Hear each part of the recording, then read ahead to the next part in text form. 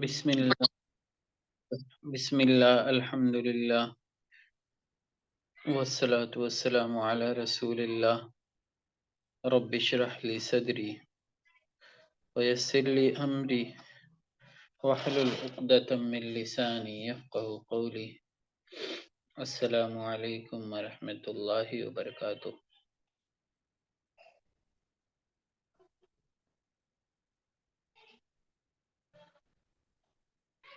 اس سے پہلے سیرت کے سبق میں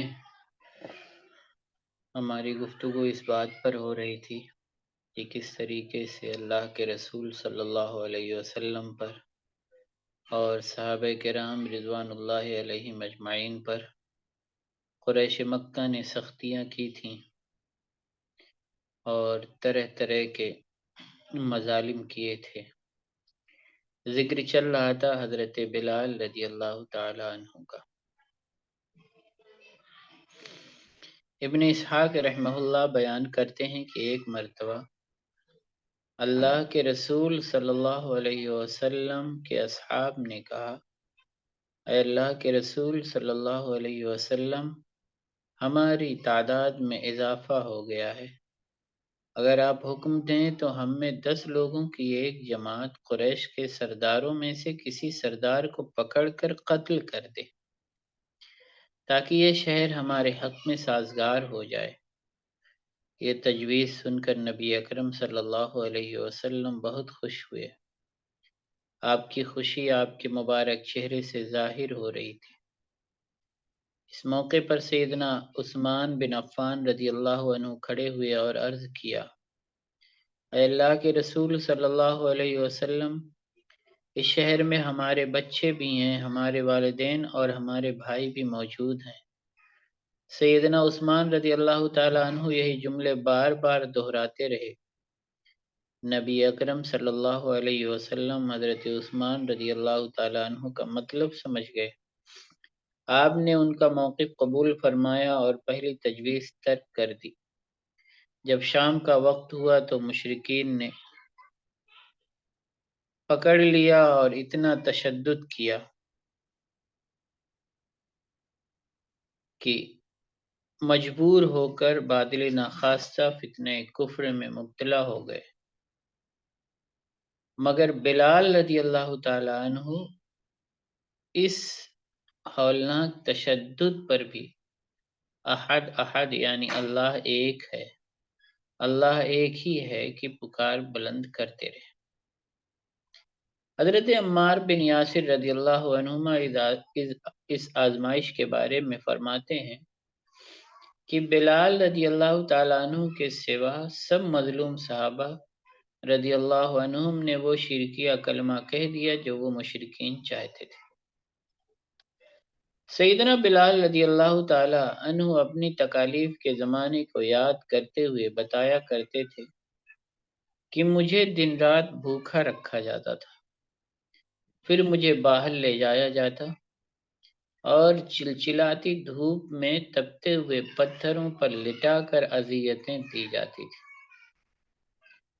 عمرو بن عاص رضی اللہ عنہ بیان کرتے ہیں کہ میں ایک دفعہ بلال رضی اللہ تعالی عنہ کے پاس سے گزرا، انہیں پتھروں پر لٹا کر اذیت دی جا رہی تھی۔ گرمی کی شدت کا یہ عالم تھا کہ اگر ان تپتے ہوئے پتھروں پر گوشت رکھ دیا جاتا تو وہ بھی جل جاتا، لیکن بلال رضی اللہ تعالیٰ عنہ اس قدر ہولناک عذاب جھیل کر بھی مسلسل یہی آواز لگا رہے تھے، میں لات و عزا کو رب ماننے سے انکار کرتا ہوں۔ یہ بات سن کر امیہ اور مشتعل ہو جاتا، انہیں بری طرح پیٹتا۔ امیہ بلال رضی اللہ تعالیٰ عنہ کا گلا دباتا، وہ بے ہوش ہو جاتے، پھر ہوش میں آتے تو ان کے ہونٹوں سے احد احد ہی کا نعرہ بلند ہوتا تھا۔ حضرت حسان بن ثابت رضی اللہ عنہ بیان فرماتے ہیں کہ میں حج یا عمرے کے لیے مکہ مکرمہ گیا، میں نے دیکھا کہ بلال رضی اللہ تعالیٰ عنہ کی گردن میں ایک لمبی رسی بندھی ہوئی تھی جسے مکہ کے شریر لڑکے کھینچ رہے تھے۔ عامر بن فہیرہ رضی اللہ عنہ بھی بلال رضی اللہ تعالیٰ عنہ کے ساتھ تھے۔ बिलाल रदी अल्लाह अन्हु कह रहे थे, अहद अहद, मैं लात व उज़्ज़ा को नहीं मानता, मैं असाफ, नाइला और बवाना का इनकार करता हूँ। उमैया ये अल्फाज सुनकर सैयदना बिलाल रदी अल्लाह अन्हु पर टूट पड़ता और उन्हें तपते हुए पत्थरों पर लिटाकर जबरदस्त तशद्दुद किया करता था। सईद बिन मुसय्यिब रहमहुल्लाह बयान फरमाते हैं कि बिलाल रदी अल्लाह ताला अन्हु दीन हनीफ पर इंतहाई इस्तिकामत से कारबंद रहते थे। वो बड़े मुस्तकिल मिजाज थे। उन्हें इस्लाम कबूल करने की वजह से इंतहाई दर्दनाक अजाब दिया जाता था। जब मुशरिक उन्हें तकालीफ देने की गरज से उनके पास पहुंचते, वो फौरन अल्लाह अल्लाह की पुकार बुलंद कर देते थे। अबू बकर सिद्दीक रदी अल्लाह तआला अन्हु बिलाल रदी अल्लाह अन्हु के करीब से गुजरे। उस वक्त बिलाल रदी अल्लाह तआला अन्हु पर तशद्दुद किया जा रहा था। सैयदना अबू बकर रदी अल्लाह तआला अन्हु का घर बनु जमही के इलाके में था। अबू बकर रदी अल्लाह अन्हु ने उमैया से कहा, तुम इस मिस्कीन पर कितना जुल्म करते हो? क्या तुम अल्लाह से नहीं डरते? आखिर तुम इस बेचारे को कब तक सताते रहोगे? उमैया कहने लगा, तुम्ही ने इसे इस हालत तक पहुंचाया, लिहाजा अब तुम ही इसे छुड़ाओ। हजरत अबू बकर रदी अल्लाह तआला अन्हु ने कहा कि मुझसे सौदा कर लो। मेरे पास एक ऐसा गुलाम है जो इससे ज्यादा कड़ियल और मजबूत है। वो तुम्हारे दीन पर भी है। मैं तुम्हें बिलाल के बदले वो गुलाम देता हूँ। उमैया बोला, मुझे ये सौदा मंजूर है।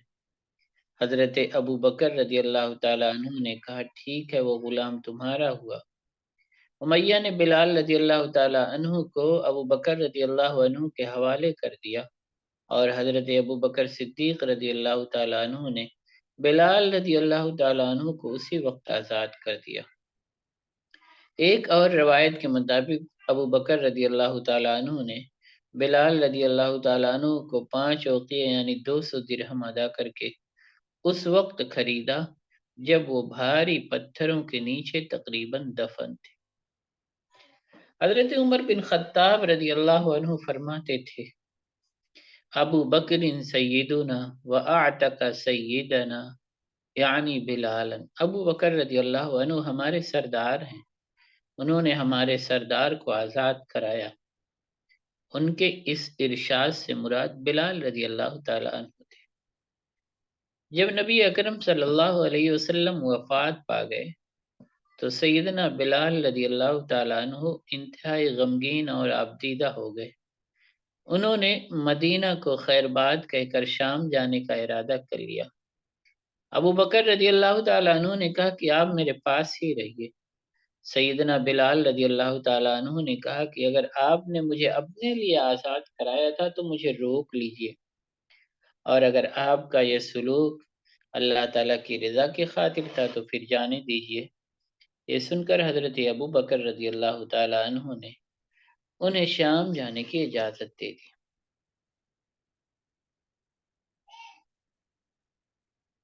हजरत यासिर बिन आमिर रदी अल्लाह अन्हु यमन के बाशिंदे थे।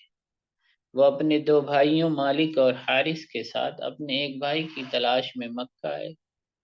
मालिक और हारिस वापस चले गए। यासिर रदी अल्लाह ताला अन्हु अबू हुज़ैफा बिन मुगीरा मखज़ूमी के हलीफ बन गए।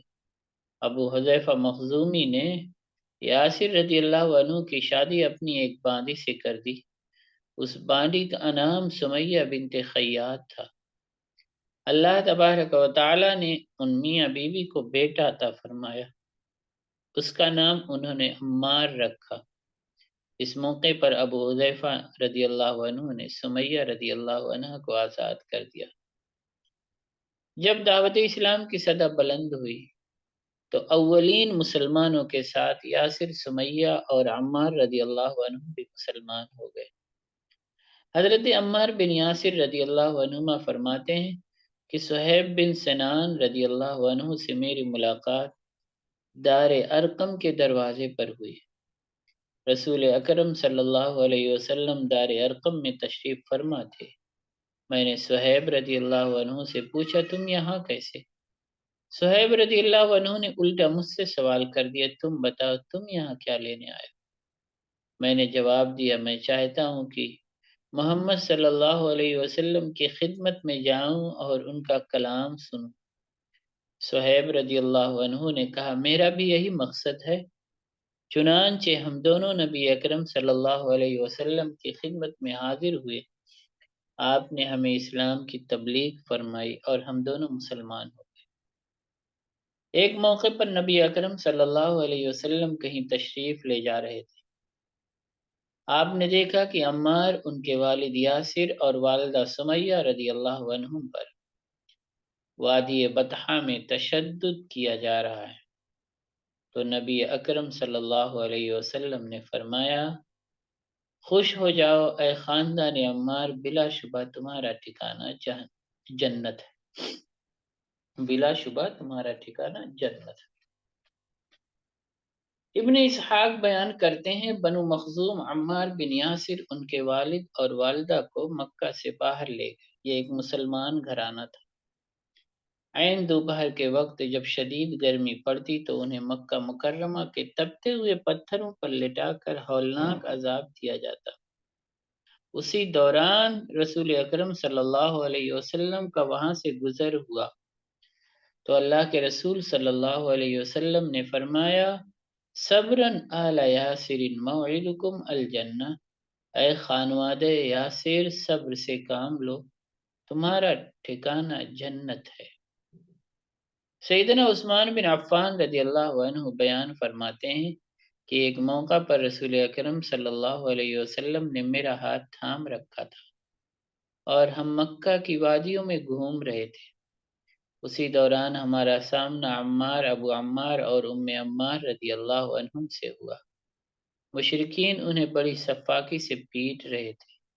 یاسر رضی اللہ عنہ نے عرض کیا، اے اللہ کے رسول صلی اللہ علیہ وسلم، کیا حالات ایسے ہی رہیں گے؟ نبی اکرم صلی اللہ علیہ وسلم نے فرمایا، اصبر، صبر کرو۔ پھر دعا فرمائی، اللہم اغفر لآل یاسر وقد فعلت، اے اللہ خاندان یاسر کو معاف فرما دے اور یقیناً تو نے معاف فرما دیا۔ ابو جہل سمیہ رضی اللہ عنہ کے پاس آیا اور کہنے لگا، تو محمد صلی اللہ علیہ وسلم پر صرف اس لیے ایمان لائی ہے کہ تو اس کے جمال پر فریفتہ ہو گئی ہے۔ یہ سن کر سمیہ رضی اللہ عنہ نے اسے سخت جواب دیا تو اس درندے نے سمیہ رضی اللہ عنہ کی اندام نہانی میں نیزہ مار کر انہیں شہید کر دیا۔ سمیہ رضی اللہ عنہ دین حق کی راہ میں شہید ہونے والی پہلی خاتون۔ اس کے کچھ ہی دنوں بعد یاسر رضی اللہ عنہ بھی ظلم سہتے سہتے خالق حقیقی سے جا ملے۔ ایک مرتبہ حضرت عمار بن یاسر رضی اللہ عنہما کو مشرکین نے آگ سے داغا۔ رسول اکرم صلی اللہ علیہ وسلم ان کے قریب سے گزرے تو آپ نے ان کے سر پر اپنا مبارک ہاتھ پھیرا۔ آپ ان کے سر سے مٹی جھاڑتے ہوئے فرما رہے تھے، یا نار کونی بردا و سلاما علی عمار کما کنت علی ابراہیم، اے آگ عمار پر اس طرح ٹھنڈی اور سلامتی والی ہو جا جس طرح تو ابراہیم علیہ السلام پر ٹھنڈی اور سلامتی والی ہو گئی تھی۔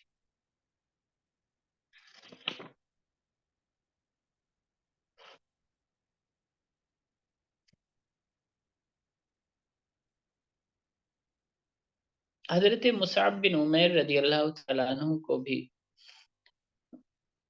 بہت زیادہ تکلیف دی گئی، بہت زیادہ تکلیف دی گئی۔ سعد بن ابی وقاص رضی اللہ عنہ بیان کرتے ہیں کہ ہم لوگ مکہ میں اللہ کے رسول صلی اللہ علیہ وسلم کے ساتھ ہی رہ رہے تھے۔ مشرکین نے مکہ میں ہماری گزر بسر انتہائی دشوار کر دی۔ جب ہمیں طرح طرح کی ابتلا و آزمائش میں ڈالا گیا تو ہم نے صبر سے کام لیا۔ مصعب بن عمیر رضی اللہ تعالیٰ عنہ آسائشوں کی آغوش میں پلنے والے نوجوان تھے۔ وہ اپنے والدین کے ساتھ انتہائی خوشحالی کی زندگی بسر کرتے تھے۔ پھر میں نے دیکھا کہ انہوں نے اسلام قبول کر لیا ہے، جس کی وجہ سے انہیں دردناک عذاب دیا جا رہا ہے۔ مشرکین کا ظلم سہتے سہتے ان کی حالت یہ ہو گئی ہے کہ ان کی کھال اس طرح ادھڑ گئی جس طرح سانپ کی کچلی بدل جاتی ہے۔ خباب بن ارت رضی اللہ عنہ، خباب رضی اللہ عنہ کی مالکہ ام انمار خزائیہ کو ان کے اسلام قبول کرنے کی خبر ملی تو اس نے لوہے کا ایک ٹکڑا تپایا اور خباب رضی اللہ عنہ کے سر پر رکھ دیا۔ خباب رضی اللہ عنہ نے اس ظلم کی شکایت نبی اکرم صلی اللہ علیہ وسلم سے کی تو آپ نے دعا فرمائی، اللہم انصر خبابا، اے اللہ خباب کی مدد فرما۔ اس کے بعد یہ ہوا کہ خود ام انمار ہی کے سر میں تکلیف ہو گئی اور وہ کتوں کی طرح بھونکنے لگی۔ اس سے کہا گیا اپنے سر پر داغ لگواؤ۔ وہ خباب رضی اللہ عنہ کے پاس آئی اور کہا کہ میرے سر پر داغ لگا دو۔ پھر خباب رضی اللہ عنہ لوہے کا ٹکڑا گرم کر کے ام انمار کے سر پر لگایا کرتے تھے۔ مشرکین نے خباب رضی اللہ عنہ کو مختلف طریقوں سے تکلیفیں دیں، کبھی مالی تکلیف دیتے تھے، کبھی جسمانی۔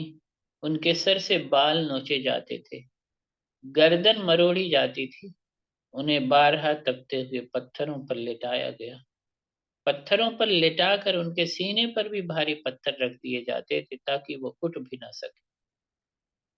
سیدنا عمر رضی اللہ تعالیٰ عنہ نے اپنے دور خلافت میں خباب رضی اللہ عنہ سے اللہ تعالیٰ کے راستے میں پہنچنے والی تکالیف کے بارے میں پوچھا تو خباب رضی اللہ عنہ نے اپنی کمر سے کپڑا اٹھا دیا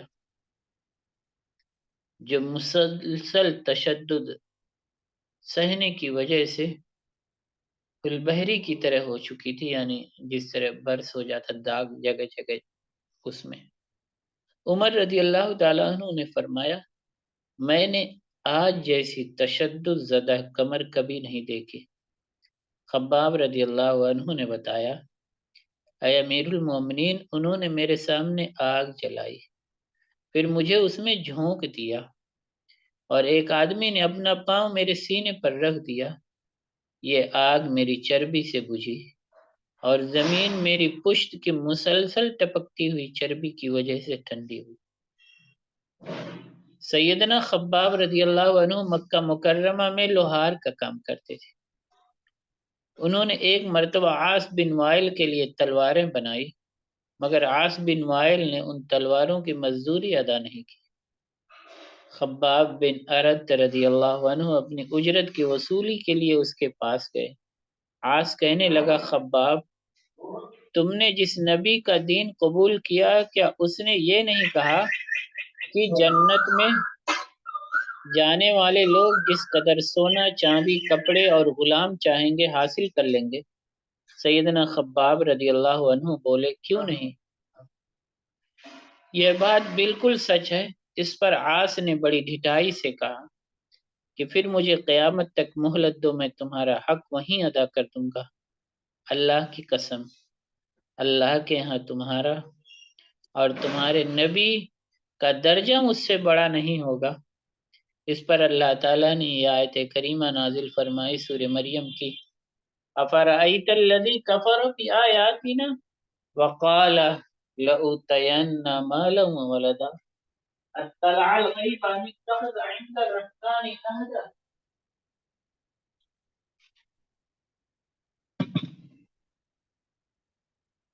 کلا سنکتب ما یقول ونمد له من العذاب مدا ونرثه ما یقول ویأتینا فردا۔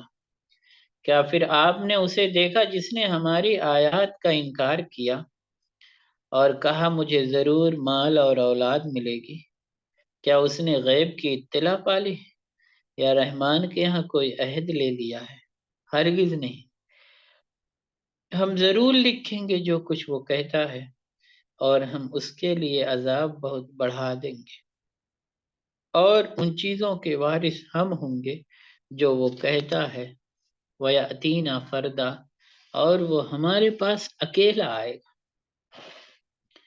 صحیحین میں ہے، سیدنا خباب رضی اللہ عنہ بیان کرتے ہیں، میں زمانے جاہلیت میں لوہار تھا، میرے کچھ درہم عاص بن وائل کے ذمے واجب الادا تھے، میں اس کے پاس پہنچا اور درہموں کا تقاضا کیا، وہ کہنے لگا میں اس وقت تک تمہارا قرض ادا نہیں کروں گا جب تک تم محمد صلی اللہ علیہ وسلم کی نبوت کا انکار نہیں کرو گے۔ میں نے کہا ہرگز نہیں، اللہ کی قسم، میں محمد صلی اللہ علیہ وسلم کی صداقت و حقانیت کا کبھی انکار نہیں کروں گا، یہاں تک کہ اللہ تعالیٰ تمہیں مار دے اور پھر زندہ کر دے۔ عاص بن وائل کہنے لگا اچھا پھر مجھے مہلت دو یہاں تک کہ میں مر جاؤں، پھر زندہ ہو جاؤں، پھر مجھے مال اور اولاد دی جائے گی تو میں تمہارا مال ادا کر دوں گا۔ اس پر یہ آیت نازل ہوئی، افرأیت الذی کفر بآیاتنا وقال لأوتین مالا وولدا اطلع الغیب ام اتخذ عند الرحمن عہدا۔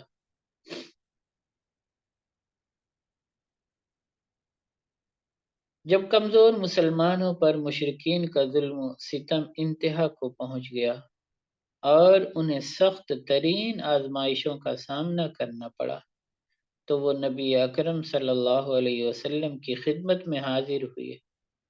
نبی اکرم صلی اللہ علیہ وسلم اس وقت چادر اوڑھ کر کعبے کے سائے میں آرام فرما رہے تھے۔ حضرت خباب رضی اللہ عنہ نے عرض کیا، اے اللہ کے رسول صلی اللہ علیہ وسلم، کیا آپ ہمارے لیے اللہ تعالیٰ سے مدد طلب نہیں کریں گے؟ کیا آپ ہمارے حق میں دعا نہیں فرمائیں گے؟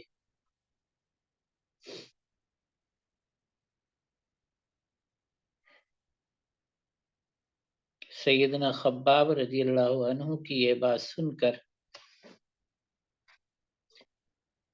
اللہ کے رسول صلی اللہ علیہ وسلم اٹھ کر بیٹھ گئے۔ اس وقت آپ کا چہرہ اقدس سرخ ہو رہا تھا۔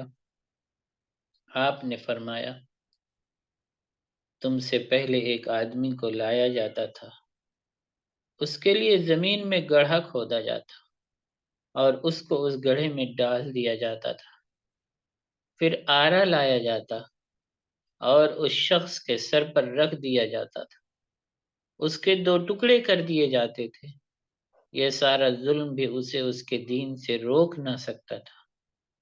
اسی طرح لوہے کی کنگھیوں سے ہڈیوں اور پٹھوں تک گوشت نوچ لیا جاتا تھا اور یہ ظلم بھی اسے اس کے دین سے روک نہ سکتا تھا۔ اللہ کی قسم، دین کا یہ معاملہ ضرور مکمل ہوگا، یہاں تک کہ ایک سوار صنعاء سے حضرموت تک، صنعاء یمن میں، حضرموت شام میں، حضرموت تک کی مسافت اس طرح طے کرے گا کہ وہ صرف اللہ سے ڈرے گا، یا صرف بھیڑیے سے تاکہ وہ اس کی بکری نہ پھاڑ کھائے، لیکن تم جلد بازی سے کام لے رہے۔ خباب بن ارت رضی اللہ تعالیٰ عنہ خود اپنے متعلق بیان کرتے ہیں، میں نبی اکرم صلی اللہ علیہ وسلم کے صحابہ میں سے کسی ایک کو بھی نہیں جانتا کہ اسے اتنی تکلیفیں پہنچی ہوں جتنی مجھے پہنچی ہیں۔ سیدنا علی رضی اللہ تعالیٰ عنہ جب صفین کی لڑائی سے واپس آئے تو خباب رضی اللہ تعالیٰ عنہ کی قبر سے ان کا گزر ہوا، کہنے لگی اللہ تعالیٰ خباب رضی اللہ عنہ پر رحم فرمائے، انہوں نے رغبت کے ساتھ اسلام قبول کیا، اطاعت کے ساتھ ہجرت کی، مجاہدانہ زندگی گزاری اور ان کے جسم کو مختلف طریقوں سے تکلیفیں دے کر آزمایا گیا، اللہ تعالیٰ ان کا اجر ضائع نہیں فرمائے گا۔ قریش مکہ صہیب بن سنان رضی اللہ تعالیٰ عنہ پر اس قدر تشدد کرتے تھے کہ ان کے حواس مختل ہو جاتے اور وہ جو کچھ کہہ رہے تھے اسے خود بھی نہیں سمجھ پاتے۔ ان کے اور ظلم و ستم کا نشانہ بننے والے دیگر غریب اور کمزور صحابہ کرام رضی اللہ عنہ کے بارے میں یہ آیت کریمہ نازل ہوئی، ثم ان ربک للذین ہاجروا من بعد ما فتنوا ثم جاهدوا وصبروا ان ربک من بعدها لغفور الرحیم۔ پھر بے شک آپ کا رب ان لوگوں کے لیے مہربان ہے جنہوں نے آزمائش میں پڑنے کے بعد ہجرت کی، پھر جہاد کیا اور صبر کیا۔ بے شک آپ کا رب ان آزمائشوں کے بعد ان لوگوں کے لیے البتہ بہت بخشنے والا، نہایت مہربان ہے۔ سعید بن مسیب رحمہ اللہ صہیب رضی اللہ تعالیٰ عنہ کی ہجرت کا واقعہ بیان کرتے ہیں کہ صہیب رضی اللہ تعالیٰ عنہ ہجرت کے لیے نکلے۔ قریش کے چند افراد نے ان کا پیچھا کیا۔ وہ اپنی سواری سے اترے اور قریشیوں کو مخاطب کر کے کہنے لگے، تم لوگ اس وقت تک میرے نزدیک نہیں پہنچ سکتے جب تک میرے ترکش میں تیر موجود ہیں۔ میں یہ تیر تم پر آزماؤں گا، اگر تم پھر بھی باز نہ آئے تو میں تمہیں اپنی تلوار سے اس وقت تک تہ تہ کرتا رہوں گا جب تک میرے ہاتھوں میں طاقت ہے۔ تم جو کچھ کرنا چاہتے ہو، اگر طاقت رکھتے ہو تو کر کے دیکھو، لیکن اگر تم مصالحت کرنا چاہو تو میرا سارا مال لے لو اور میرا راستہ چھوڑ دو۔ قریش نے ان کا مال غصب کر کے انہیں مدینہ جانے کی اجازت دے دی۔ سیدنا عامر بن فہیرہ رضی اللہ تعالیٰ عنہ طفیل بن حارث کے غلام تھے۔ طفیل سیدہ عائشہ رضی اللہ عنہا کے ماں جائے بھائی تھے۔ عامر رضی اللہ تعالیٰ عنہ نے اپنی غلامی کے دور میں رسول اکرم صلی اللہ علیہ وسلم کی دار ارقم میں اسلام کی تعلیم و تبلیغ سے پہلے ہی اسلام قبول کر لیا تھا۔ وہ نہایت راسخ الایمان تھے، اسلامی تعلیمات پر پوری استقامت سے عمل پیرا رہتے تھے۔ انہیں اسلام قبول کرنے پر ہولناک تشدد کا نشانہ بنایا گیا، لیکن وہ انتہائی مضبوط اور بلند حوصلے والے مومن ثابت ہوئے۔ عروہ بن زبیر رضی اللہ تعالیٰ عنہ رحمہ اللہ بیان فرماتے ہیں کہ عامر بن فہیرہ رضی اللہ عنہ مومنین میں انتہائی کمزور اور بڑے بے بس شخص تھے۔ مشرکین مکہ نے ان پر بے پناہ جبر کیا، انہیں شدید اذیت دی گئی تاکہ وہ اسلام کو چھوڑ کر مرتد ہو جائیں۔ ابو بکر صدیق رضی اللہ تعالیٰ عنہ نے جب انہیں اسلام کی وجہ سے ظلم و تشدد کا نشانہ بنتے دیکھا تو انہیں خرید کر آزاد کر دیا۔ زبیر بن عوام بن خویلد بن اسد بن عبد العزہ بن قصی رضی اللہ عنہ نبی اکرم صلی اللہ علیہ وسلم کی پھوپھی صفیہ بنت عبد المطلب رضی اللہ عنہا کے صاحبزادے تھے۔ انہوں نے 8 سال کی عمر میں اسلام قبول کیا۔ ان کے چچا کو پتہ چلا تو اس نے انہیں بہت بری طرح ستایا۔ بدبخت چچا نے انہیں گھسیٹا، ایک چٹائی میں لپیٹ کر لٹکا دیا، پھر وہ نیچے سے انہیں آگ کی دھونی دیتا رہا۔ اس طرح وہ حضرت زبیر رضی اللہ تعالیٰ عنہ پر مسلسل دباؤ ڈالتا رہا۔ وہ کہتا تھا اسلام سے دستبردار ہو جاؤ اور کفر کی طرف لوٹ آؤ، لیکن حضرت زبیر رضی اللہ تعالیٰ عنہ نہایت جرأت سے یہی جواب دیتے رہے کہ اب میں ہرگز کفر نہیں کروں گا۔ سعد بن ابی وقاص رضی اللہ عنہ 17 سال کی عمر میں دعوت اسلام کی ابتدا ہی میں مسلمان ہو گئے تھے۔ سعد رضی اللہ عنہ اپنی والدہ کی طرف سے شدید آزمائش میں مبتلا ہوئے۔ ان کی والدہ نے ان سے کہا، میں اس وقت تک کچھ نہیں کھاؤں پیوں گی جب تک تو اپنے نئے دین کو چھوڑ کر پرانے دین پر واپس نہ آئے گا۔ سعد بن ابی وقاص رضی اللہ عنہ سے روایت ہے، وہ فرماتے ہیں کہ یہ آیت کریمہ میرے بارے میں نازل ہوئی، وَإِن جَاهَدَاكَ عَلَىٰ أَن تُشْرِكَ بِي مَا لَيْسَ لَكَ بِهِ عِلْمٌ فَلَا تُطِعْهُمَا وَصَاحِبْهُمَا فِي الدُّنْيَا مَعْرُوفًا، اور اگر وہ دونوں تجھ پر زور ڈالیں کہ تم میرے ساتھ اس چیز کو شریک کرے جس کا تجھے علم نہیں، تو ان کی اطاعت نہ کرنا اور دنیا میں بھلے طریقے سے ان دونوں سے اچھا سلوک کرنا۔ حضرت سعد رضی اللہ عنہ اس آیت مقدسہ کا پس منظر بتاتے ہوئے کہتے ہیں کہ میں اپنی والدہ سے بڑی نیکی سے پیش آتا اور بہت اچھا برتاؤ کرتا تھا، لیکن جب میں مسلمان ہو گیا تو وہ کہنے لگی، اے سعد، یہ کیسا دین ہے جو تو نے اختیار کر لیا ہے اور اس پر چل رہا ہے، اس دین کو چھوڑ دے ورنہ میں کچھ کھاؤں گی نہ پیوں گی یہاں تک کہ میں مر جاؤں گی، پھر تجھے میری موت کی بنا پر عار دلائی جائے گی۔ میں نے کہا اے میری پیاری والدہ، اس طرح کا طرز عمل اختیار نہ کیجیے کیونکہ میں اپنا دین ہرگز نہیں چھوڑوں گا۔ سعد رضی اللہ عنہ فرماتے ہیں کہ میری ماں نے ایک دن اور ایک رات نہ کچھ کھایا نہ کچھ پیا۔ دوسرا دن آیا تو ان پر کمزوری طاری ہو گئی، وہ پھر ایک دن اور ایک رات فاقے سے رہیں، جن کی وجہ سے انہیں اور زیادہ اذیت سے دوچار ہونا پڑا، لیکن وہ اپنی ضد سے باز نہ آئیں۔ وہ تیسرے دن اور رات کو بھی فاقے سے رہیں، کچھ کھایا نہ پیا۔ یوں متواتر فاقہ کشی کی وجہ سے وہ انتہائی لاغر ہو گئیں۔ میں نے یہ حالت دیکھی تو کہا اے میری والدہ محترمہ، اللہ کی قسم آپ جان لیں کہ اگر آپ کی 100 جانیں بھی ہوں اور وہ یکے بعد دیگرے ایک ایک کر کے آپ کے جسم سے نکل جائیں تب بھی میں اپنا دین ہرگز نہیں چھوڑوں گا۔ اب یہ آپ کی مرضی ہے کہ کچھ کھانا چاہیں تو کھا پی لیں، نہ کھانا چاہیں تو نہ کھائیں، مگر میں دین اسلام سے ذرہ بھر ہلنے والا نہیں۔ جب والدہ نے اسلام پر میری یہ استقامت دیکھی تو انہوں نے کھانا کھا لیا۔ اس پر یہ آیت کریمہ نازل ہوئی وَإِن جَاهَدَاكَ عَلَىٰ أَن تُشْرِكَ بِمَا لَيْسَ لَكَ بِهِ عِلْمٌ فَلَا تُطِعْهُمَا وَصَاحِبْهُمَا فِي الدُّنْيَا مَعْرُوفًا۔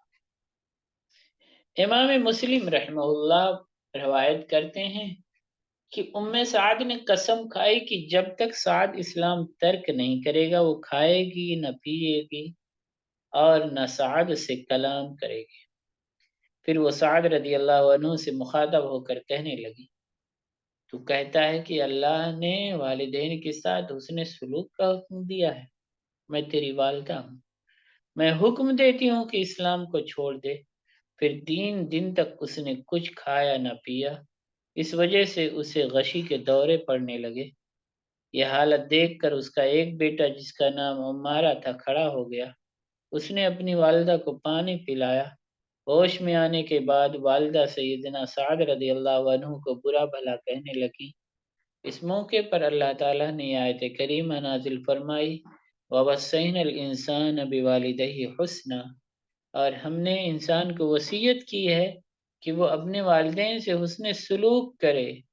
وَإِن جَاهَدَاكَ عَلَىٰ أَن تُشْرِكَ بِي، اور اگر وہ دونوں تجھ پر دباؤ ڈالیں کہ تو میرے ساتھ اس چیز کو شریک کر مَا لَيْسَ لَكَ بِهِ علم جس کا تجھے علم نہیں فَلَا تُطِعْهُمَا تو ان کی اطاعت نہ کرنا، وَصَاحِبْهُمَا فِي الدُّنْيَا مَعْرُوفًا اور دنیا میں ان دونوں سے بھلے طریقے سے اچھا سلوک کرنا۔ عبداللہ بن مسعود رضی اللہ عنہ رسول اکرم صلی اللہ علیہ وسلم کے انتہائی جانثار ساتھی تھے۔ صحابہ کرام رضی اللہ عنہم آپ کو صاحب السواد والسواق کے لقب سے جانتے تھے، مشہور تھے اس سے، یعنی اللہ کے رسول صلی اللہ علیہ وسلم کے رازدار اور صاحب مسواک۔ ایک مرتبہ صحابہ کرام رضی اللہ عنہم آپس میں باتیں کر رہے تھے، وہ دوران گفتگو کہنے لگے قریش نے کبھی قرآن مجید نہیں سنا، انہیں قرآن مجید کون سنائے گا؟ عبداللہ بن مسعود رضی اللہ عنہ نے فوراً کہا یہ کام میں کروں گا۔ صحابہ نے کہا ہمیں آپ کے بارے میں ڈر ہے کہ وہ لوگ آپ کو نقصان پہنچائیں گے، اس کام کے لیے کوئی ایسا شخص درکار ہے جس کے قبیلے والے اس کا تحفظ کر سکیں۔ عبداللہ بن مسعود رضی اللہ عنہ بولے مجھے یہ کام کرنے دو، اللہ تعالیٰ میری حفاظت فرمائے گا۔ اگلے دن چاشت کے وقت جب قریش اپنی مجلسوں میں گپ شپ میں مشغول تھے، سیدنا عبداللہ بن مسعود رضی اللہ تعالیٰ عنہ نے مقام ابراہیم کے پاس بلند آواز سے قرآن کریم پڑھنا شروع کر دیا۔ بسم اللہ الرحمن الرحیم، الرحمن علم القرآن، مشرکین پوچھنے لگے ابن ام عبد کیا پڑھ رہا ہے؟ کسی نے بتایا محمد صلی اللہ علیہ وسلم جو کلام لے کر آئے ہیں وہ پڑھ رہا ہے۔ یہ سننا تھا کہ وہ لوگ ان پر ٹوٹ پڑے، لیکن انہوں نے تلاوت جاری رکھی۔ جتنا کلام پاک پڑھنا تھا وہ پڑھ کر ہی تھم لیا۔ جب عبداللہ بن مسعود رضی اللہ عنہ واپس آئے تو ان کے چہرے پر ظالم مشرکوں کی مار کے نشانات تھے۔ صحابہ کہنے لگے ہمیں یہی خدشہ تھا، اسی وجہ سے ہم آپ کو منع کر رہے تھے۔ حضرت عبداللہ بن مسعود رضی اللہ عنہ نے جواب دیا اب اللہ کے دشمن میری نظر میں پہلے سے زیادہ حقیر ہو گئے ہیں۔ اگر تم چاہتے ہو کہ کل دوبارہ انہیں قرآن سنایا جائے تو میں کل بھی یہ کام کرنے کے لیے تیار ہوں۔ صحابہ کہنے لگے نہیں، بس ایک مرتبہ ہی کافی ہے۔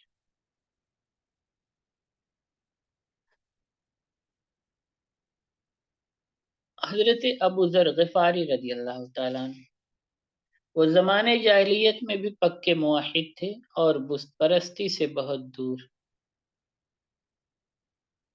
جب انہوں نے اسلام قبول کر لیا تو نبی اکرم صلی اللہ علیہ وسلم نے ان سے فرمایا آپ اپنی قوم غفار میں واپس چلے جائیں، انہیں میرے بارے میں آگاہ کریں، پھر جب آپ کو ہمارے غلبے کا علم ہو جائے تو ہمارے پاس آ جائیں۔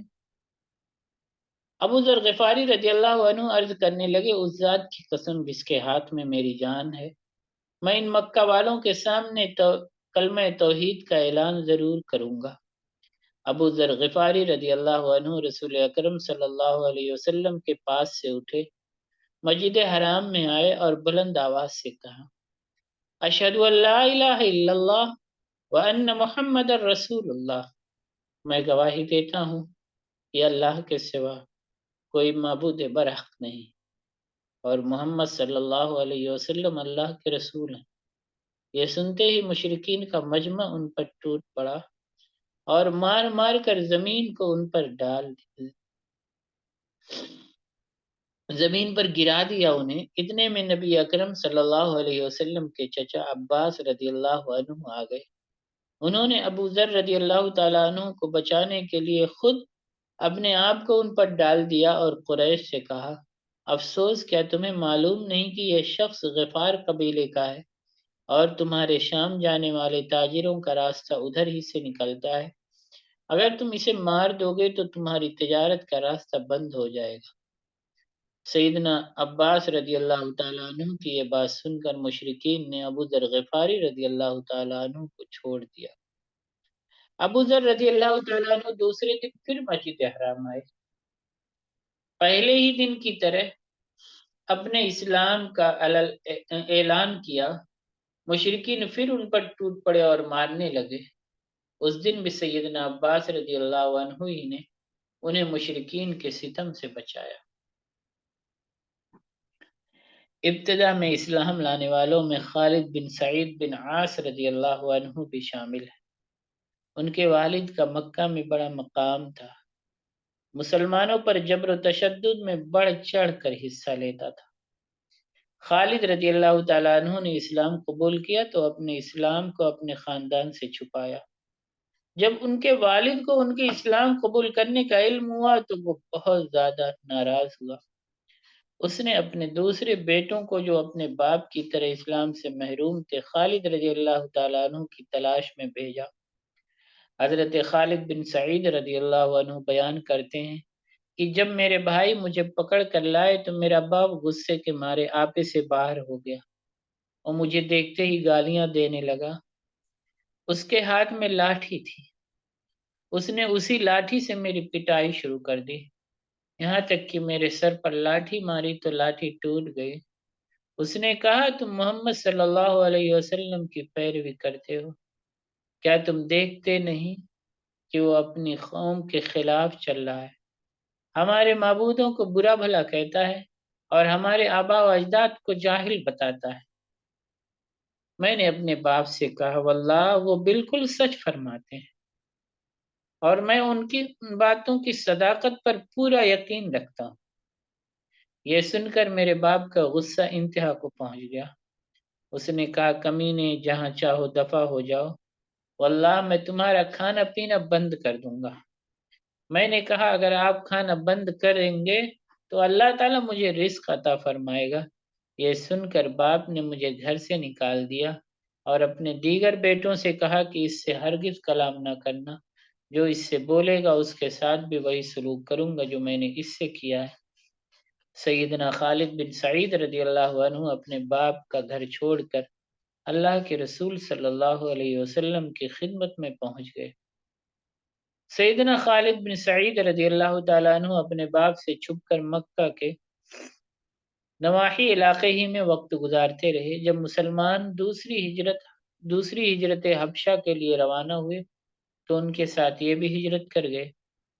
ان کا باپ مسلمانوں کے معاملے میں بہت سخت تھا۔ ایک موقع ایسا آیا کہ وہ بیمار پڑ گیا۔ کہنے لگا اگر میں اپنی اس بیماری سے صحت یاب ہو گیا تو مکہ میں ابن ابی کبشہ یعنی نبی اکرم صلی اللہ علیہ وسلم کے معبود کی عبادت نہیں ہونے دوں گا۔ حضرت خالد بن سعید رضی اللہ تعالیٰ عنہ تک یہ بات پہنچی تو انہوں نے دعا کی، اے اللہ یہ صحت یاب ہی نہ ہونے پائے اور اسی بیماری میں مر جائے۔ حضرت عثمان بن مظعون رضی اللہ تعالیٰ عنہ دائرہ اسلام میں آ گئے تو ان کے قبیلے بنو جمح نے انہیں اذیتیں دینی شروع کر دیں۔ سب سے بڑھ کر امیہ بن خلف ان کے پیچھے لگا ہوا تھا اور انہیں اذیتیں دینے میں پیش رہتا تھا۔ عثمان رضی اللہ تعالیٰ عنہ کو اپنی قبیلے کی جانب سے شدید مخالفت کا سامنا کرنا پڑا۔ انہوں نے ہجرت ہی میں عافیت جانی اور حبشہ کی طرف ہجرت کر گئے۔ اس موقع پر انہوں نے اپنے قبیلہ کے لیے افسوس کا اظہار کیا اور امیہ بن خلف کو خبردار کرتے ہوئے کچھ اشعار کہے، کیا تو نے مجھے بے خوف خطر ہو کر وادی مکہ سے نکال دیا ہے اور بد کلامی کرتے ہوئے مجھے سفید محل میں رہنے پر مجبور کر دیا ہے۔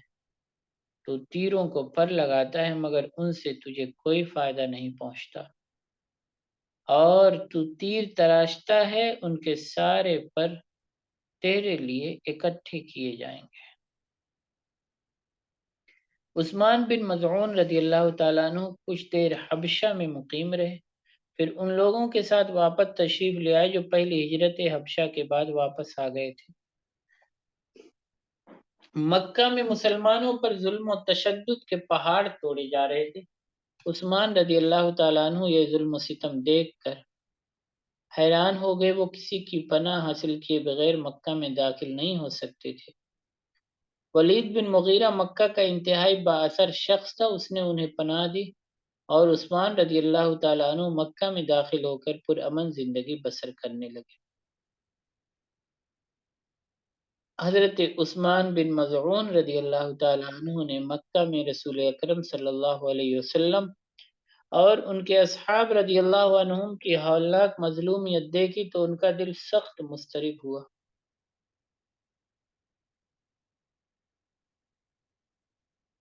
وہ ولید بن مغیرہ کے پاس پہنچے جو اس وقت بیت اللہ کے قریب بیٹھا تھا۔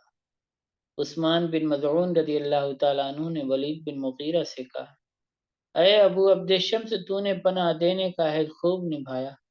میں اب تک تیری پناہ میں تھا لیکن اب میں چاہتا ہوں کہ تیری پناہ تجھے لوٹا دوں۔ میرے لیے میرے نبی صلی اللہ علیہ وسلم اور ان کے اصحاب رضی اللہ عنہم ہی کے عمل میں پیروی کا بہترین نمونہ موجود ہے۔ ولید کہنے لگا، اے میرے بھتیجے، شاید تمہیں کسی نے تکلیف دی ہے یا تمہاری عزت پامال کی گئی ہے۔ عثمان رضی اللہ تعالیٰ عنہ فرمانے لگے، ہرگز نہیں، بس میں اللہ کی پناہ میں خوش ہوں اور اس کے بعد مجھے کسی اور کی پناہ گوارا نہیں۔ ولید کہنے لگا، بیت اللہ میں لوگوں کے اکٹھے ہونے کی جگہ چلو۔ جس طرح میں نے تمہیں سب کے سامنے علی الاعلان پناہ دی تھی، تم بھی اسی طرح برملا میری پناہ لوٹاؤ۔ وہ دونوں بیت اللہ میں آ گئے۔ ولید لوگوں سے مخاطب ہو کر کہنے لگا، یہ عثمان بن مظعون ہے، یہ مجھے میری پناہ لوٹانا چاہتا ہے۔ سیدنا عثمان بن مظعون رضی اللہ تعالیٰ عنہ نے فرمایا، ہاں یہ سچ کہتا ہے، میں نے اسے خوب پناہ دینے والا پایا ہے، لیکن میں چاہتا ہوں کہ اپنے آپ کو اللہ تعالیٰ کی پناہ کے سوا کسی اور کی پناہ کا محتاج نہ رکھوں، اس لیے میں اس کی پناہ لوٹا رہا ہوں۔ لبید بن ربیہ قریش کی مجلس میں بیٹھا تھا اور اپنے اشعار سے انہیں محظوظ کر رہا تھا۔ عثمان رضی اللہ تعالیٰ عنہ پناہ لوٹانے کے بعد اس محفل میں جا بیٹھے۔ لبید کہنے لگا، خبردار رہو، اللہ کے علاوہ ہر چیز باطل ہے۔ عثمان رضی اللہ تعالیٰ عنہ نے فرمایا، تو نے بالکل سچ کہا ہے۔ لبید اپنا کلام سناتا رہا، بالآخر اس نے مکہ پڑھا، وَكُلُّ نَعِيمٍ لَا مُحَالَةَ زَائِلُ، اور ہر نعمت آخرکار ختم ہونے والی ہے۔ یہ سن کر عثمان رضی اللہ تعالیٰ عنہ نے فرمایا، تو جھوٹ کہتا ہے، جنت کی نعمتیں لامتناہی ہیں، وہ کبھی ختم نہ ہوں گی۔ قریش عثمان رضی اللہ تعالیٰ عنہ کے جملے کا صحیح مطلب نہ سمجھ سکے، اس لیے انہوں نے لبید سے کہا، مکرر پڑھیے۔ لبید نے دوبارہ پورا شعر پڑھا۔ اس کے پہلے مصرے کی عثمان رضی اللہ تعالیٰ عنہ نے تصدیق کی اور دوسرے مصرے کی تکذیب کی۔ لبید کہنے لگا، اے قریشیو، تمہارا ساتھی اس طرح تو کبھی ذلیل نہ ہوا تھا، اب یہ کیسے ہونے لگا؟ قریش میں سے ایک آدمی کہنے لگا، اسے قابل توجہ نہ جانو، یہ ایک بیوقوف آدمی ہے اور ان بیوقوف لوگوں کا ساتھی ہے جنہوں نے ہمارا دین چھوڑ دیا ہے، تم اس کی وجہ سے ملال نہ کرو۔ اس کے بعد قریشیوں کا ایک انتہائی احمق شخص عثمان بن عبداللہ بن ابو امیہ کھڑا ہوا۔ اس نے حضرت عثمان بن مظعون رضی اللہ تعالیٰ عنہ کو اتنے زور سے تھپڑ مارا کہ ان کی آنکھ پر ورم آ گیا۔ ولید بن مغیرہ اور اس کے ساتھی کہنے لگے، اے عثمان، پہلے تو ایسی پناہ میں تھا جو تجھے رسوا کن سلوک سے محفوظ رکھتی تھی، اب تیری آنکھ کو جو تکلیف پہنچی ہے، پہلے تو اس سے محفوظ تھا۔ عثمان رضی اللہ تعالیٰ عنہ کہنے لگے، اللہ کی پناہ تمہاری پناہ سے زیادہ امن اور اکرام والی ہے۔ اب تو میری دوسری آنکھ بھی اللہ کے راستے میں آزمائش کے لیے تیار ہے۔ مجھے تم سے یہی امید ہے، اور میرے لیے میرے نبی صلی اللہ علیہ وسلم اور ان کے اصحاب رضی اللہ عنہم ہی بہترین نمونۂ عمل ہے۔ ولید نے اس موقع پر عثمان بن مظعون رضی اللہ تعالیٰ عنہ کو یہ پیشکش کی، کہا کہ اگر تو دوبارہ میری پناہ حاصل کرنا چاہتا ہے تو میں حاضر ہوں۔ عثمان رضی اللہ تعالیٰ عنہ نے جواب دیا، ہرگز نہیں، اللہ تعالیٰ کی پناہ کے بعد مجھے کسی پناہ کی ضرورت نہیں۔ اس کے بعد عثمان بن مظعون رضی اللہ تعالیٰ عنہ نے یہ اشعار کہے، اے مغیرہ کے بیٹے، تم جو پیشکش کر رہے ہو مجھے اس کی قطعی ضرورت نہیں ہے، میں تو احمد صلی اللہ علیہ وسلم سے وفا کرنے کا عہد رکھتا ہوں۔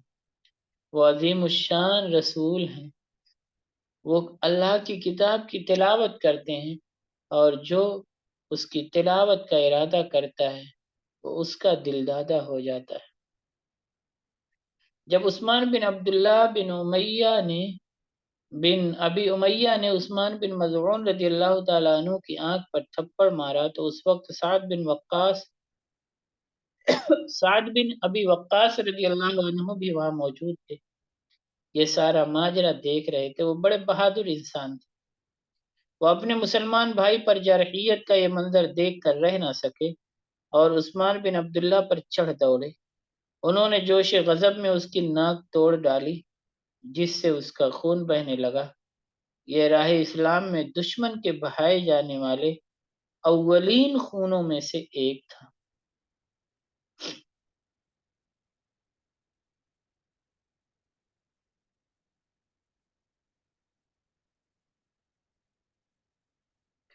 عثمان بن مظعون رضی اللہ تعالیٰ عنہ نے لبید بن ربیہ کے جس مصرع کی تاکید کی تھی، اللہ کے رسول صلی اللہ علیہ وسلم نے بھی اسے سچا قرار دیا اور اس کی تحسین فرمائی، جیسا کہ سیدنا ابو ہریرہ رضی اللہ تعالیٰ عنہ بیان فرماتے ہیں کہ نبی اکرم صلی اللہ علیہ وسلم نے ارشاد فرمایا، اصدق کلمۃ قالها الشاعر کلمۃ لبید علی کل شیء ما خلا اللہ باطل۔ سب سے سچی بات جو کسی شاعر نے کہی ہے وہ لبید کی یہ بات ہے، خبردار، اللہ کے سوا ہر چیز ختم ہو جانے والی ہے۔ ابو فقیہ رضی اللہ تعالیٰ عنہ پر بہت ہی وحشیانہ تشدد کیا گیا۔ ان کا اصل نام یسار تھا۔ یہ بلال رضی اللہ تعالیٰ عنہ کے ساتھ ابتدا ہی میں اسلام لے آئے تھے۔ بنو عبد الدار انہیں شدید تکلیفیں دیتے، انہیں شدید گرمی کے دنوں میں دوپہر کے وقت تپتے ہوئے سنگلاخ پتھروں پر لٹایا جاتا، سینے پر وزنی پتھر رکھ دیا جاتا۔ اس کربناکی کی حالت میں ان کی زبان باہر نکل آتی اور ان پر بے ہوشی طاری ہو جاتی۔ مشرکین گمان کرتے کہ یہ مر چکے ہیں، لیکن ان میں زندگی کی حرارت موجود ہوتی تھی۔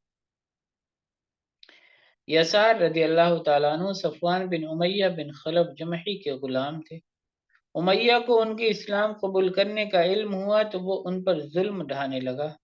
ان کے پاؤں میں رسی باندھی جاتی اور لوگوں سے کہا جاتا انہیں گھسیٹ کر لے جاؤ اور تپتی ہوئی زمین پر لیٹاؤ۔ لوگوں نے انہیں اسی طرح تکلیفیں دینی شروع کر دیں۔ ایک مرتبہ انہیں پیٹا جا رہا تھا کہ ان کے قریب سے ایک گندا سیاہ کیڑا گزرا۔ امیہ ابو فقیہ رضی اللہ عنہ سے کہنے لگا، کیا یہ کیڑا تمہارا رب نہیں؟ انہوں نے فرمایا، اللہ تبارک و تعالی ہی میرا، تمہارا اور اس کیڑے کا پروردگار ہے۔ اس جواب پر وہ اور زیادہ مشتعل ہو گیا اور ابو فقیہ رضی اللہ تعالیٰ عنہ کا گلا گھونٹنے لگا۔ یہ ظلم کرنے میں امیہ بن خلف کا بھائی ابی بن خلف بھی شریک تھا۔ ابی کہنے لگا، اس کی اور پٹائی کرو، یہاں تک کہ محمد صلی اللہ علیہ وسلم آئے اور اسے اپنے جادو کے ذریعے سے نجات دے۔ ابو فقیہ رضی اللہ تعالیٰ عنہ کو بدستور اسی طرح تکلیفیں دی گئیں، یہاں تک کہ ظالموں نے یقین کر لیا کہ اب یہ مر چکے ہیں، لیکن اللہ تبارک و تعالیٰ نے ان کی زندگی کا رشتہ سلامت رکھا۔ افاقہ ہوا اور وہ ہوش میں آ گئے۔ ابھی اسی کیفیت میں تھے کہ سیدنا ابو بکر رضی اللہ تعالیٰ عنہ کا ان کے قریب سے گزر ہوا۔ انہیں ابو فقیہ رضی اللہ تعالیٰ عنہ کی حالت زار دیکھ کر بڑا ملال ہوا، چنانچہ انہوں نے حضرت ابو فقیہ رضی اللہ تعالیٰ عنہ کو خریدا اور آزاد کر دیا۔ ابو فقیہ رضی اللہ تعالیٰ عنہ نادار اور ناتواں لوگوں میں سے تھے۔ نبی اکرم صلی اللہ علیہ وسلم کے ساتھ رہتے تھے۔ ایک مرتبہ وہ مسجد میں آپ کے پاس اپنے ساتھیوں کے ساتھ بیٹھے ہوئے تھے کہ قریش کے سرداروں نے نبی اکرم صلی اللہ علیہ وسلم کو ان کی طرف انگشت نمائی کر کے آر دلائی۔ اس صورتحال پر اللہ تعالیٰ نے یہ آیت نازل فرمائی، وَلَا تَطْرُدِ الَّذِينَ يَدْعُونَ رَبَّهُمْ بِالْغَدَاةِ وَالْعَشِيِّ، اور ان لوگوں کو اپنے سے دور نہ کیجیے جو اپنے رب کو صبح اور شام پکارتے ہیں۔ قبیلہ بنو عدی کے خانوادے بنو مومل کی ایک لونڈی لبینہ رضی اللہ عنہا سیدنا عمر بن خطاب رضی اللہ تعالیٰ عنہ سے پہلے مسلمان ہو گئی تھی۔ حضرت عمر رضی اللہ تعالیٰ عنہ بھی بنو عدی سے تعلق رکھتے تھے۔ اس بنا پر سیدنا عمر رضی اللہ تعالیٰ عنہ کو لبینہ رضی اللہ عنہا پر بڑا غصہ تھا۔ وہ انہیں اسلام سے منحرف کرنے کے لیے مارتے اور جب مارتے مارتے تھک جاتے تو رک جاتے اور کہتے، یہ مت سمجھنا کہ میں نے تمہیں مروت کی وجہ سے چھوڑا ہے، دراصل میں تھک گیا ہوں اور اسی تھکاوٹ کی وجہ سے تمہیں چھوڑ رہا ہوں۔ لبینہ رضی اللہ عنہا جواب میں فرماتی، اگر تم مسلمان نہ ہوئے تو اللہ تعالیٰ تم سے میرا بدلہ ضرور لے گا۔ سیدنا حسان بن ثابت رضی اللہ تعالیٰ عنہ بیان کرتے ہیں کہ میں عمرے کی غرض سے مکہ گیا تھا۔ نبی اکرم صلی اللہ علیہ وسلم لوگوں کو اسلام کی تبلیغ فرما رہے تھے اور آپ کے اصحاب رضی اللہ عنہم کو مختلف طریقوں سے اذیتیں دی جا رہی تھی۔ میں عمر رضی اللہ تعالیٰ عنہ کی اسلام لانے سے پہلے ان کے پاس گیا تو دیکھا کہ وہ بنو عمرو بن مومل کی لونڈی کو پیٹ رہے ہیں، اس کا گلا دبا رہے ہیں، یہاں تک کہ وہ لونڈی ان کے تشدد کی تاب نہ لا کر بے ہوش ہو گئی۔ میں نے کہا یہ مر گئی ہے، انہوں نے اسے چھوڑ دیا۔ پھر عمر رضی اللہ تعالیٰ عنہ زنیرہ رضی اللہ عنہا کی طرف متوجہ ہو گئے اور اس کی پٹائی کرنے لگے۔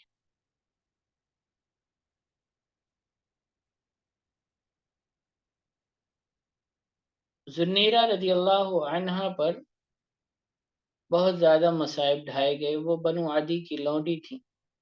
یہ بھی کہا گیا ہے کہ یہ بنو مخزوم یا بنو عبد الدار کی لونڈی تھی۔ حضرت عمر رضی اللہ تعالیٰ عنہ اسلام لانے سے پہلے ان کی پٹائی کرتے تھے۔ ابو جہل بھی ان پر بڑا ظلم کرتا تھا۔ اسلام قبول کرنے کی وجہ سے ان پر اتنا تشدد کیا گیا کہ ان کی بصارت جاتی گئی، بینائی چلی گئی ان کی۔ ابو جہل نے ان سے کہا کہ تمہیں لات و عزا نے اندھا کیا ہے۔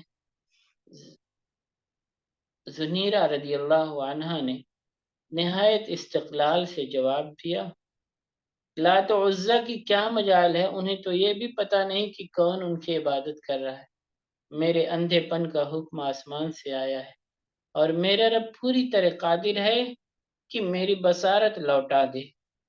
دوسرے دن صبح زنیرہ رضی اللہ عنہا جب بیدار ہوئی تو اللہ تعالیٰ نے ان کی بصارت بحال کر دی اور وہ پہلے کی طرح صحت یاب ہو گئی۔ قریش نے یہ ماجرا دیکھ کر کہا، یہ محمد صلی اللہ علیہ وسلم کے جادو کا اثر ہے۔ حضرت ابو بکر رضی اللہ تعالیٰ عنہ نے لبینہ اور زنیرہ رضی اللہ عنہما پر قریش کی ظالم کی وجہ سے انہیں خرید کر آزاد کر دیا۔ حضرت بلال رضی اللہ تعالیٰ عنہ کی والدہ تھی حمامہ، ان کو بھی اسلام لانے کی وجہ سے بہت زیادہ تشدد کا نشانہ بنایا گیا، بہت تشدد کیا گیا ان پر بھی۔ انہیں بھی سیدنا ابو بکر رضی اللہ تعالیٰ عنہ ہی نے خرید کر آزاد کر دیا۔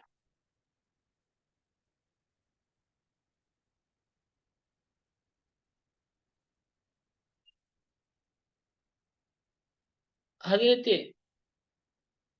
نہدیہ اور ان کی صاحبزادی، ان کی بھی بڑی آزمائش ہوئی۔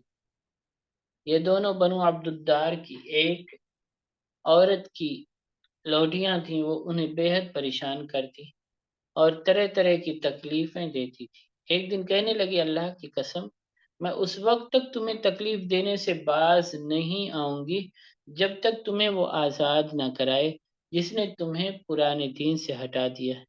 اس عورت نے نہدیہ اور ان کی بیٹی کو آٹا گوندھنے کے لیے دیا۔ اسی دوران سیدنا ابو بکر رضی اللہ تعالیٰ عنہ ان کے قریب سے گزرے تو وہ اپنی مظلوم لوڈیوں سے کہنے لگی، اللہ کی قسم میں تمہیں آزاد نہیں کروں گی۔ سیدنا ابو بکر رضی اللہ تعالیٰ عنہ نے فرمایا، اے ام فلاں انہیں آزاد کر دو۔ وہ کہنے لگی، تم ہی انہیں آزاد کراؤ کیونکہ تم ہی نے انہیں خراب کیا ہے۔ ابو بکر رضی اللہ تعالیٰ عنہ نے پوچھا، ان دونوں کو کتنے داموں میں فروخت کرو گی؟ اس نے قیمت بتائی۔ سیدنا ابو بکر رضی اللہ تعالیٰ عنہ نے کہا، بس میں نے اس قیمت کے بدلے تم سے ان دونوں کو خریدا۔ پھر فرمایا کہ یہ دونوں آزاد ہیں۔ پھر سیدنا ابو بکر رضی اللہ تعالیٰ عنہ نے نادیہ اور ان کی بیٹی سے کہا کہ اس کا آٹا واپس کر دو۔ وہ کہنے لگیں، کیا ہم اس کام سے فارغ نہ ہو جائیں پھر اسے لوٹا دیں گے۔ حضرت ابو بکر صدیق رضی اللہ تعالیٰ عنہ بہت ہی رحم دل آدمی، اور جو بھی پیسہ ان کے پاس ہوتا وہ اسلام کی راہ میں خرچ کر دیتے، یہاں تک کہ وہ غلام اور کنیزیں کی جن پر بہت زیادہ ظلم و تشدد ہوتا تھا، اس وجہ سے کہ وہ اسلام لے آئے تھے تو ان کو آزاد کرانے میں حضرت ابو بکر صدیق رضی اللہ تعالیٰ عنہ کا بڑا اہم کردار رہا ہے۔ اللہ تعالیٰ ان سب سے راضی رہے اور ہم سے بھی راضی رہے۔ جزاک اللہ خیر۔ السلام علیکم ورحمۃ اللہ وبرکاتہ۔